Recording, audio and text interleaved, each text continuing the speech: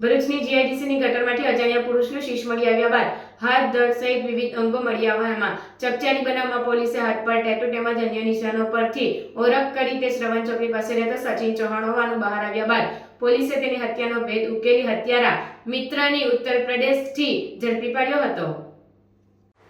આ ચકચારી હત્યાના બનાવનો ભેદ ઉકેલવા જિલ્લા પોલીસ વડા મયુર ચાવરાના માર્ગદર્શન હેઠળ એલસીબી સહિતની વિવિધ ટીમો બનાવી કામગીરી હાથ ધરવામાં આવી હતી, જે અનુસંધાને એલસીબી પોલીસ ઇન્સ્પેક્ટર એમપી વાળાએ ટીમ સાથે તાત્કાલિક બનાવવાળી જગ્યાની વિઝિટ કરી માથાનો ભાગ મળેલ તેની આસપાસના સીસીટીવી ફૂટેજ એકત્રિત કરવા તેમજ અન્ય પુરાવાઓ મેળવવા માટે એલસીબીની અલગ અલગ ટીમો બનાવવામાં આવેલ તથા અન્ય ટીમોને હ્યુમન સોર્સ ટેકનિકલ સર્વેલન્સથી ઇનપુટ મેળવવા કાર્યરત કરવામાં આવેલ। સતત 3 દિવસ ભરૂચ જીઆઈડીસીની ગટરમાં અલગ અલગ જગ્યાએથી વિવિધ માનવ અંગો મળતા રહેલ, જેમાં હાથ પર પડાવેલું ટેટુ તથા દાંતની કરાવેલ સર્જરીને આધારે મરણ જનારની ઓળખ થયેલ અને આ મરણ જનાર સચિન ચૌહાણ 24 માર્ચથી મિસિંગ હોવાનું જણાવેલ અને તેના મિત્ર શૈલેન્દ્ર સાથે છેલ્લે બેઠક થયેલ, ત્યારબાદ મિત્ર શૈલેન્દ્ર પણ ભરૂચ છોડી જતો રહેલ હોવાથી આ દિશામાં ઊંડાણપૂર્વક તપાસ હાથ ધરતા ટેકનિકલ સર્વેલન્સને આધારે હકીકત જણાયેલ કે આ ગુનાનો સંકમંદ શૈલેન્દ્ર ચૌહાણની હાજરી દિલ્હી આસપાસમાં છે,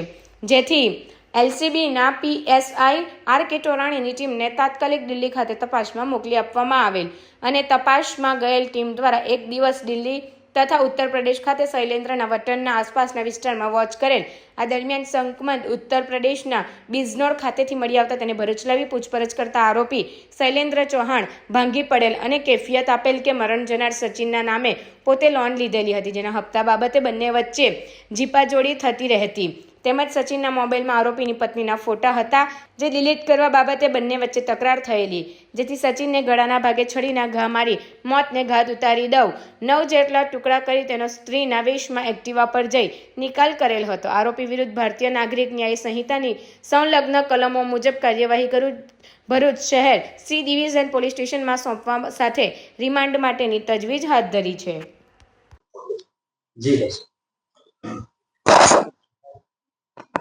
ભરૂચ શહેરના ભોલાવ જીઆઈડીસી વિસ્તારમાં આજથી 3 દિવસ અગાઉ એક ઈસમનું માથું કપાયેલી હાલતમાં ગટરમાંથી મળી આવેલું। આ બાબતે ગંભીરતા દાખવી જિલ્લા પોલીસ વડાએ આ જે મરણ જનાર ઈસમ છે એની તાત્કાલિક ધોરણે ઓળખ કરવા માટે અને બીજા એના શરીરના અંગો આજુબાજુમાં કોઈ જગ્યાએ બીજે ક્યાંય નાખવામાં આવેલા છે કે કેમ એ દિશામાં તાત્કાલિક તપાસ કરવા માટે અને આનું મૃતકનું ઓળખ કરી એનું કોણે ખૂન કરેલું છે એ દિશામાં તાત્કાલિક ધોરણે તપાસ કરવા માટે તમામ દિશાઓમાં તપાસ કરવા માટે જુદી જુદી પોલીસની ટીમો બનાવવામાં આવેલી અને એલસીબીની ટીમને પણ આ દિશામાં ઊંડાણપૂર્વક તપાસ કરવા માટે જિલ્લા પોલીસ વડાએ સૂચના કરેલી। એ સંબંધમાં ભરૂચ શહેર સી ડિવિઝન પોલીસ સ્ટેશનમાં સૌ પ્રથમ મૃતકની ઓળખ થતા એ બાબતમાં અને એના એક મિત્ર કે જે શૈલેન્દ્ર ચૌહાણ છે એને આને મારી નાખેલો હોય એવું પ્રાથમિક દ્રષ્ટિએ કેટલાક પુરાવા મળતા ભરૂચ શહેર સી ડિવિઝન પોલીસ સ્ટેશનમાં ખૂનનો ગુનો દાખલ કરવામાં આવેલો। આ શૈલેન્દ્રસિંહ ચૌહાણની તપાસ કરતા એ ભાગી ગયેલો હોવાનું જણાયેલું। ત્યારબાદ આ એલસીબીની ટીમ દ્વારા એને છેક યુપીથી શોધી કાઢીને આજે એની ધરપકડ શૈલેન્દ્રસિંહની કરવામાં આવેલી છે ગુનાના કામે। હવે આ શૈલેન્દ્રસિંહને આ ગુનો કરવા માટેનું કારણ પૂછતા એને પ્રાથમિક પૂછપરછમાં એવું જણાવેલું છે કે આ મૃતક છે એ સચિન ચૌહાણ અને આ શૈલેન્દ્રસિંહ જે આરોપી છે એ પહેલેથી જ મિત્રો હતા। હવે કેટલાક સમય અગાઉ આ શૈલેન્દ્રસિંહના મોબાઈલ ઉપર એના કેટલાક ફોટો જે એની પત્નીના હતા એ આ મૃતકે શૈલેન્દ્રસિંહની જાણ બહાર એના મૃતકના પોતાના મોબાઈલમાં ટ્રાન્સફર કરી લીધેલા હતા અને પોતાને બ્લેકમેલ પણ કરતો હતો કે ભાઈ તું મને પૈસા આપ નહીતર તારી પત્નીના ફોટો છે એ હું વાયરલ કરીશ। એટલે આ શૈલેન્દ્રસિંહ પરમાર સચિન પોતાનો મિત્ર છે અને જો એને હાલ ધમકી આપીને કે બીજી રીતે નહીં કટાવી શકે એવું પોતાને લાગતા એને એની મિત્રતા જાળવી રાખેલી અને એવું વિચારેલું કે કોઈ વાર મોકો મળશે એટલે એનો પાસેથી આ મોબાઈલ મેળવીને મારા ફોટો મારી પત્નીના ફોટો જે આ સચિનના મોબાઈલમાં છે એ હું ડિલીટ કરી નાખીશ એમ કરીને બંનેને મિત્રભાવ ચાલુ રાખેલો। તો ગઈ 24 માર્ચે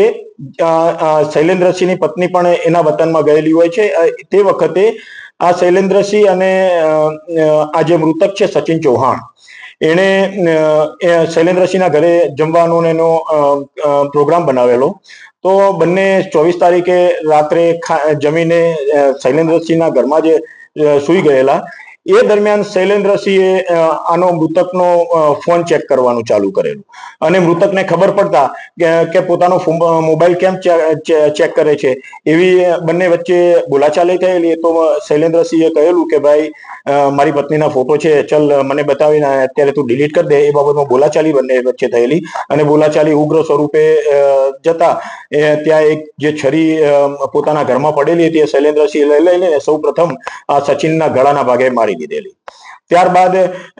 થોડો જીવતો હોય એટલે ફરીથી બીજો ઘા એને ગળાના ભાગે કરી એનું મોત નિપજાવી કાઢેલું. ત્યારબાદ એ પોતાના ઘરમાં જે સચિનની ડેડ બોડી આખો દિવસ રહેવા દીધેલી અને 25 તારીખની રાતના સમય અને 26 તારીખનો સવારના સમયના વચ્ચેના ગાળા દરમિયાન આને શૈલેન્દ્રસિંહે આની ડેડ બોડીના 9 ટુકડામાં ભાગ પાડેલા અને એ 9 ટુકડા જુદી જુદી જગ્યાએ એને 3 દિવસના જુદા જુદા સમયગાળા દરમિયાન રાત્રિના સમયે નાખી આવેલો એક પોલિથીનની અલગ અલગ બેગોમાં, એવું પોતાની હાલ એની પ્રાથમિક પૂછપરછમાં શૈલેન્દ્રએ જણાવેલું છે.